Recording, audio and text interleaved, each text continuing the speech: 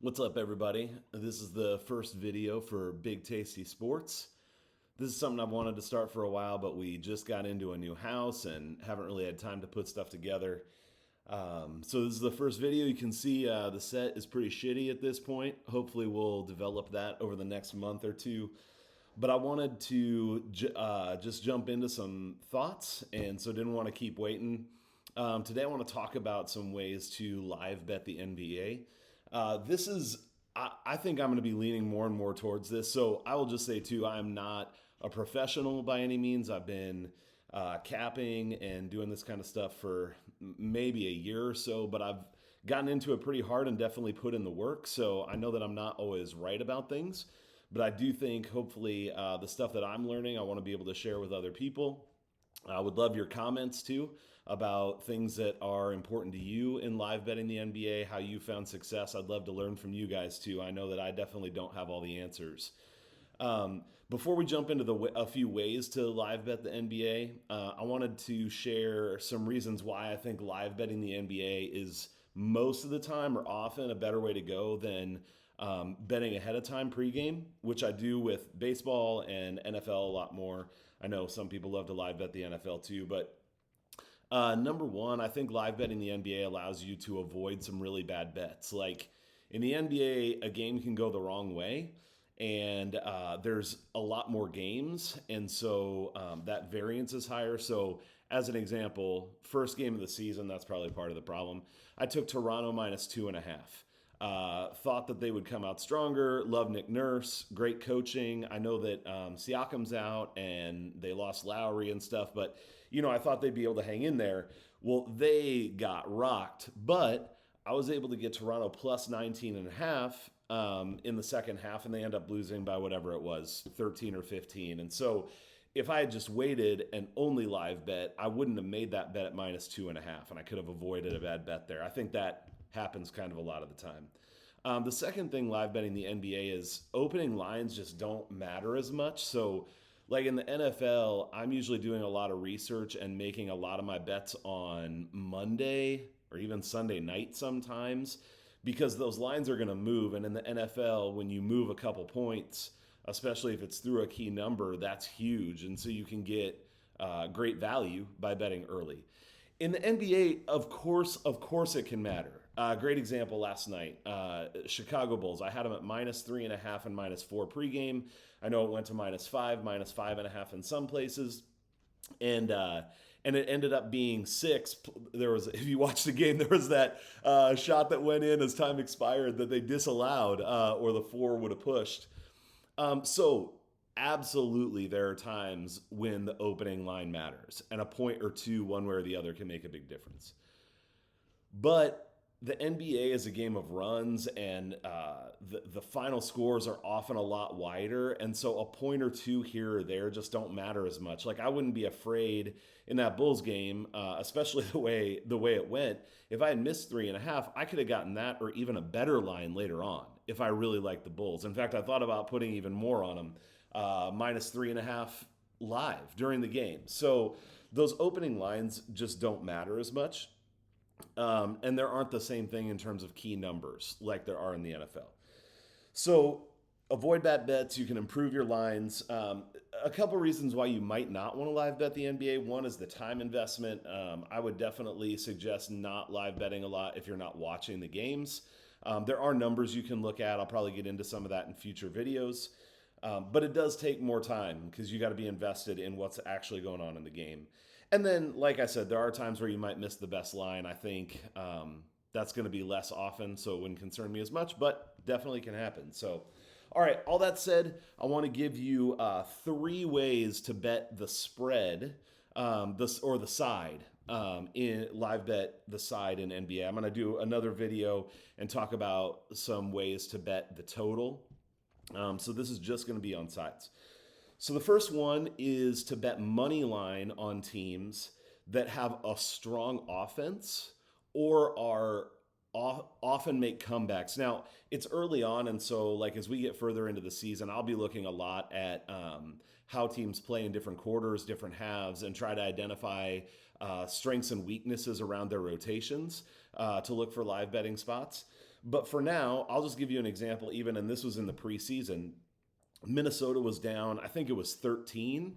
And I got their money line at plus 1300. I just played a quarter unit. They're not going to win that game the majority of the time, but this year I think Minnesota's going to have a really strong offense. And like in the past, their defense may struggle some, but they're the kind of team, because of their firepower, that has a chance to make a comeback. And so at plus 1300, I mean, you don't have to win that bet often to make it worthwhile, especially if you're going with small amounts. That game in particular, they got it all the way down to 2 points with, I think, about 3 minutes left. And then they did end up losing by 5 or something, somewhere around there. So the bet lost. But if you tell me that I'm going to get a team's money line at plus 1300, and with 3 minutes left, it's going to be a 2 point game, I'll take that bet every fucking time, right? And so you got to be careful about which teams you're betting and the spots you're betting. I'm not saying blindly bet the money line every time a team is over plus 1,000. But if you can identify teams that, that have that ability to come back, have good offenses, just need maybe a little luck on the defensive end, another team to go cold a little bit, that's a great place to bet on the money line. So that's number one. The second one is to bet on the spread after a scoring run by the opposite team. So if a team goes on like a 10-0 run or a 12-1 run, whatever it is, which we know in the NBA happens all the time, not uncommon at all. The fact that a team goes on a scoring run like that doesn't mean the game is out of hand or the team on the short end of that run is out of the game. But the line is going to shift dramatically, especially if you wait. I will say you're probably going to want to wait at least into the second quarter, if not into the third or second half of the third quarter, because the line's going to move more as the game gets further along. You have a run like that in the first quarter, you're probably not going to get a lot of value. But if you can wait until the second, even third quarter, late third quarter, and you get a big run like that, the line's probably going to shift pretty dramatically. And again, especially if it's a competitive game and it's been back and forth and it's not a team like Oklahoma City or even Detroit or someone where you're like, yeah, eventually they were just going to get spanked. It just didn't happen yet. And you think it's going to be competitive, wait on that run and then jump in on the spread once they make the run.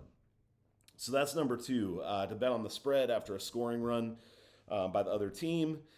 And then the third one, and this definitely takes paying attention to the game and kind of staying involved, but is to middle those bets on the comeback. So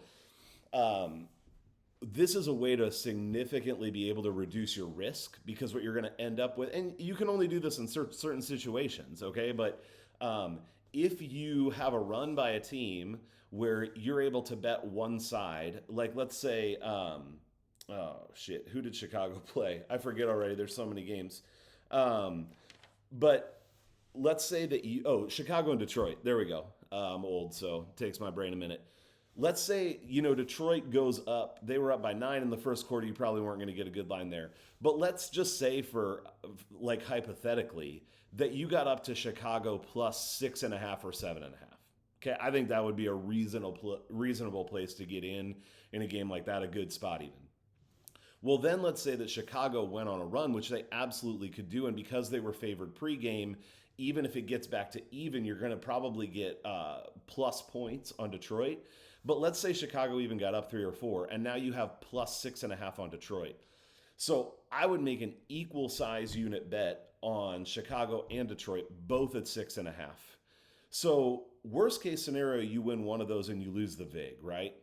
So you are going to lose a few bucks if only one of those hits. But in a game that's competitive like that, it's reasonable to think that the game could certainly end 6 points either way.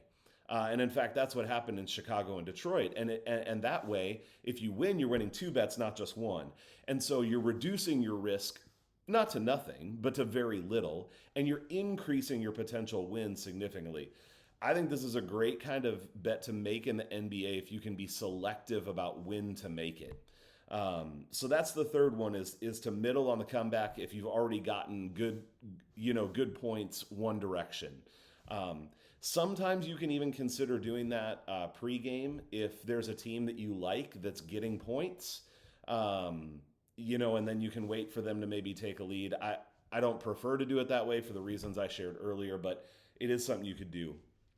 So, as you think about live betting in those ways, or again, share with me how you do it. What are the things that have worked best for you? I'd love to incorporate things that work for other people.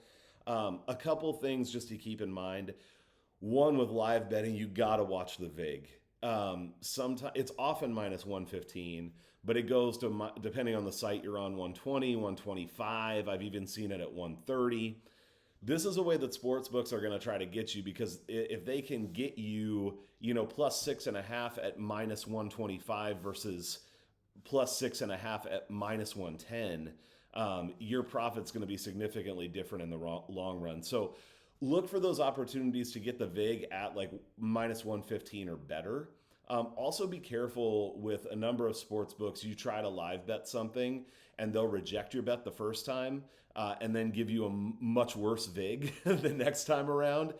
So if you wanted to bet something at minus 110 and then it jumps to minus 125, I'd just stay away. Wait for another opportunity, because there's a decent chance it'll come back around. Or if you feel confident, instead of plus 6.5, take plus 5.5, but get a better vig. So pay attention to the vig when you're live betting. And then the other thing is, just don't force bets. And I've gotten myself into trouble doing this. I get super excited to bet stuff. I want to be involved, and so I take a bet that I know I shouldn't. Like it's an okay bet, but it's not great. And then I end up losing those, and look back and I'm like, shit, I shouldn't have done that. So live bet when it fits what you want to do. And if it doesn't, just stay away and wait for the next one. You'll be better off making the bets you like. Let me know what you think about the video, other than the crappy background and all that stuff in the comments. Let me know anything you'd be interested in hearing about live betting discussions you want to have. In the future, I'm hoping to get some other guys on here as well, or girls or whatever, to talk about this stuff, so it's not just me. But best of luck to you on your live bets. I'll see you on Twitter.